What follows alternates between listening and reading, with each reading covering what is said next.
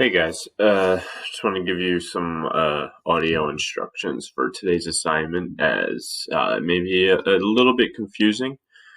Um, so I'm going to do the example for you guys, and then I'm also going to read out the short story for anyone who needs or wants to hear it read out loud again.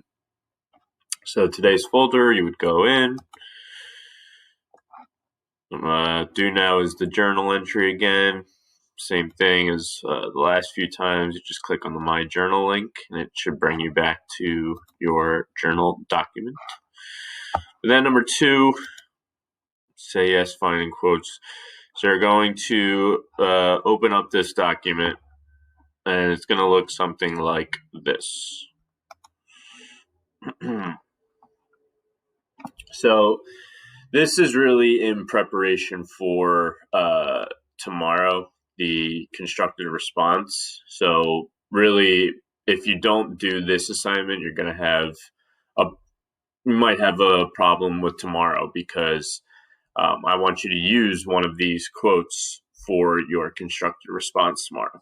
So let me just do the example with you, and then I can kind of explain the rest. So for each question, and you're only going to pick two, you're going to follow directions, and it's going to say, cite a direct quote from the short story Say Yes that shows something. So the example I'm going to do for you is cite a direct quote that is an example of foreshadowing. And when I say direct quote, I don't mean it doesn't have to be something that one of the characters says. It can be something that the author is just describing. Direct quote just means the words are taken directly from the story. So we know foreshadowing is when the author gives us a hint or a clue that something will happen later in the story, right? So I'm going to use for my quote, I'm going to go to the story. I'm going to go down to this paragraph, and instead of just going back and forth and typing and looking, I'm just going to copy and paste it. That's okay. And I want to definitely put quotation marks, right? Quote, sometimes his wife got this look where she pinched her brows together and bit her lower lip and stared down at something. When he saw her like this, he knew he should keep his mouth shut, but he never did. Actually, it made him talk more. She had that look now. End quote, right? Quotation marks at the beginning and at the end. So for page number, this is important. So there's only 4 pages in this story. So this is page 1, right? Now, just to make it a little bit easier, you don't have to do this, but I'm just going to put the paragraph number as well, just so it's easier to find. So that's 1, 2, 3, 4. 4th paragraph, right? And then this is the most important part, and the part that always, needs the most room for improvement. Some people think that an explanation of a couple words is okay, and I'm here to tell you it's not. When you do an explanation, you want to definitely make it longer than the actual quote. I would say rule of thumb, like 3 to 5 sentences. And you really want to just explain your quote that you included and really break it down for the reader and why this is foreshadowing, right? Because that's the directions. How is this foreshadowing? So we want to explain that in our own words. So I'm going to say, first I'm going to say, I'm just going to define foreshadowing. Is when the author gives a hint to the reader as to what may come. Then I'm going to say, this quote shows, or this quote gives the reader a hint that an argument is about to happen between the married couple. The husband clearly knows his wife is aggravated with by his response to her question, and that he shouldn't continue talking. Oops.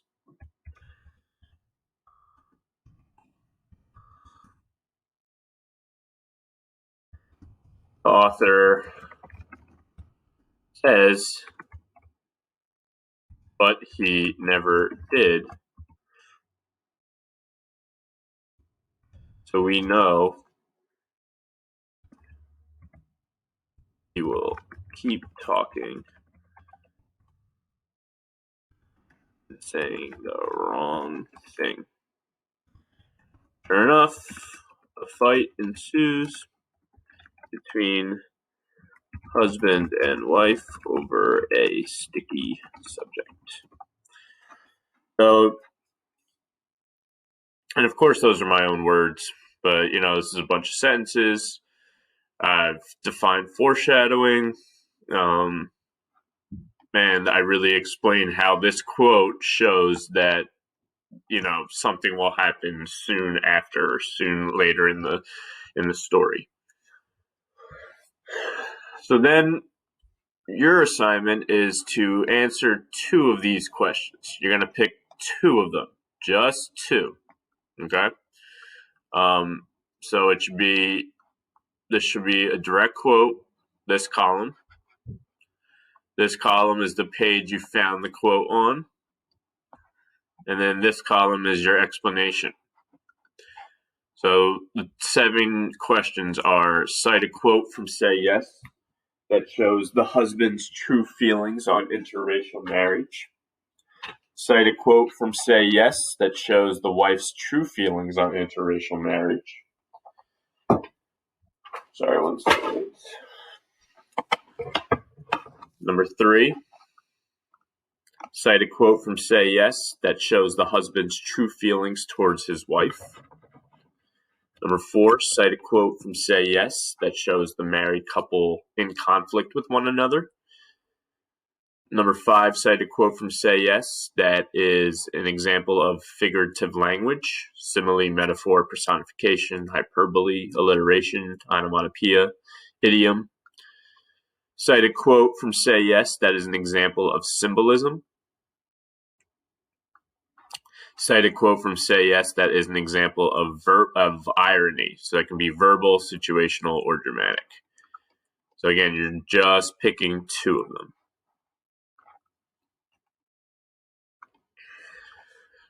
All right, and I'm now going to read the story out loud in case anybody needs or wants to hear it out loud again with no interruptions. Okay. Say Yes by Tobias Wolff. They were doing the dishes, his wife washing while he dried.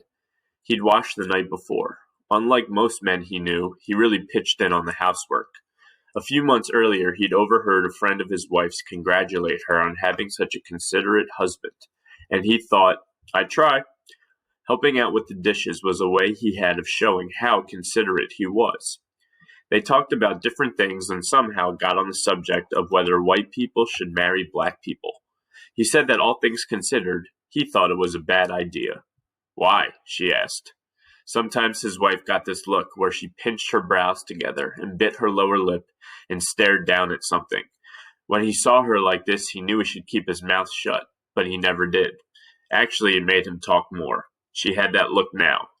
Why? She asked again, and stood there with her hand inside a bowl, not washing it, but just holding it above the water. Listen, he said, I went to school with blacks. I've worked with blacks, and we've always gotten along just fine. I don't need you coming along now and implying that I'm a racist. I didn't imply anything, she said, and began washing the bowl again, turning it around in her hand as though she were shaping it. I just don't see what's wrong with a white person marrying a black person, that's all. They don't come from the same culture as we do. Listen to them sometime. They even have their own language. That's okay with me. I like hearing them talk. He did. For some reason, it always lifted his mood. But it's different. A person from their culture and a person from our culture never really know each other. Could never really know each other. Like you know me? His wife asked. Yes, like I know you. But if they love each other, she said. She was washing faster now, not looking at him. Oh boy, he thought. He said, don't take my word for it. Look at the statistics. Most of those marriages break up. Statistics. She was piling dishes on the drain board at a terrific rate, just swiping at them with the cloth. Many of them were greasy, and there were flecks of food between the tines of the forks. All right, she said. What about foreigners? I suppose you think the same thing about two foreigners getting married. Yes, he said. As a matter of fact, I do. How can you understand someone who comes from a completely different background? Different, said his wife. Not the same, like us. Yes, different, he snapped, angry with her for resorting to this trick of repeating his words so that they sounded crass or hypocritical. These are dirty, he said, and dumped all the silverware back into the sink. The water had gone flat and gray. She stared down at it, her lips pressed tight together, then plunged her hands under the surface. Oh, she cried, and jumped back. She took her right hand by the wrist and held it up. Her thumb was bleeding. Anne, don't move, he said. Stay right there. He ran upstairs to the bathroom and rummaged in the medicine chest for alcohol, cotton, and a Band-Aid. When he came back down, she was leaning against the refrigerator with her eyes closed, still holding her hand. He took the hand and dabbed at her thumb with the cotton. The bleeding had stopped. He squeezed it to see how deep the wound was, and a single drop of blood welled up, trembling and bright, and fell to the floor. Over the thumb she stared at him accusingly. It's shallow, he said. Tomorrow you won't even know it's there. He hoped that she appreciated how quickly he had come to her aid. He'd acted out of concern for her, with no thought of getting anything in return. But now the thought occurred to him that it would be a nice gesture on her part not to start up that conversation again, as he was tired of it. I'll finish up here, he said. You go and relax. That's okay, she said. I'll dry. He began to wash the silverware again, giving a lot of attention to the forks. So, she said, you wouldn't have married me if I'd been black? For Christ's sake, Anne. Well, that's what you said, didn't you? No, I did not. The whole question is ridiculous. If you had been black, we probably wouldn't even have met. You would have had your friends, and I would have had mine. The only black girl I ever really knew was my partner in the debating club, and I was already going out with you by then. But if we had met, and I'd been black, then you probably would have been going out with a black guy. He picked up the rinsing nozzle and sprayed the silverware. The water was so hot that the metal darkened a pale blue, then turned silver again. Let's say I wasn't, she said. Let's say I am black and unattached, and we meet and fall in love. He glanced over at her. She was watching him, and her eyes were bright. Look, he said, taking a reasonable tone. This is stupid. If you were black, you wouldn't be you. As he said this, he realized it was absolutely true. There was no possible way of arguing with the fact that she would not be herself if she were black. So he said it again. If you were black, you wouldn't be you. I know, she said, but let's just say. He took a deep breath. He had won the argument, but he still felt cornered. Say what? He asked. That I'm black, but still me, and we fall in love. Will you marry me? He thought about it. Well, she said, and stepped closer to him. Her eyes were even brighter. Will you marry me? I'm thinking, he said. You won't. I can tell. You're going to say no. Since you put it that way, no more considering, yes or no. Jesus, Anne, all right. No. She said, thank you, and walked from the kitchen into the living room. A moment later, he heard her turning the pages of a magazine. He knew that she was too angry to be actually reading it, but she didn't snap through the pages the way he would have done. She turned them slowly, as if she were studying every word. She was demonstrating her indifference to him, and it had the effect he knew she wanted it to have. It hurt him. He had no choice but to demonstrate his indifference to her. Quietly, thoroughly, he washed the rest of the dishes. Then he dried them and put them away. He wiped the counters and the stove and scoured the linoleum where the drop of blood had fallen. While he was at it, he decided he might as well mop the whole floor. When he was done, the kitchen looked new, the way it looked when they were first shown the house, before they had ever lived there. He picked up the garbage pail and went outside. The night was clear, and he could see a few stars to the west, where the lights of the town didn't blur them out. On El Camino, the traffic was steady and light, peaceful as a river. He felt ashamed that he had let his wife get him into a fight. In another 30 years or so, they would both be dead. What would all that stuff matter then? He thought of the years they had spent together, and how close they were, and how well they knew each other, and his throat tightened so that he could hardly breathe. His face and neck began to tingle. Warmth flooded his chest. He stood there for a while, enjoying these sensations, then picked up the pail and went out the back gate. The two mutts from down the street had pulled over the garbage can again. One of them was rolling along on his back, and the other had something in her mouth. Growling, she tossed it into the air, leaped up and caught it, growled again, and whipped her head from side to side. When they saw him coming, they trotted away with short, mincing steps. Normally, he would have heaved rocks at them, but this time he let them go. The house was dark when he came back inside. She was in the bathroom. He stood outside the door and called her name. He heard bottles clinking, but she didn't answer him. Anne, I'm really sorry, he said. I'll make it up to you, I promise. How? She asked.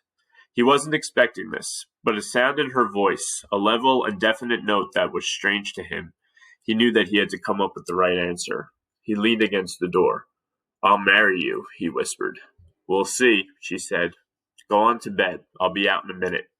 He undressed and got under the covers. Finally, he heard the bathroom door open and close. Turn off the light, she said from the hallway. What? Turn off the light. He reached over and pulled the chain on the bedside lamp. The room went dark. All right, he said. He lay there, but nothing happened. All right, he said. Then he heard a movement across the room. He sat up, but he couldn't see a thing. The room was silent. His heart pounded the way it had on their first night together, the way it still did when he woke at a noise in the darkness and waited to hear it again, the sound of someone moving through the house, a stranger.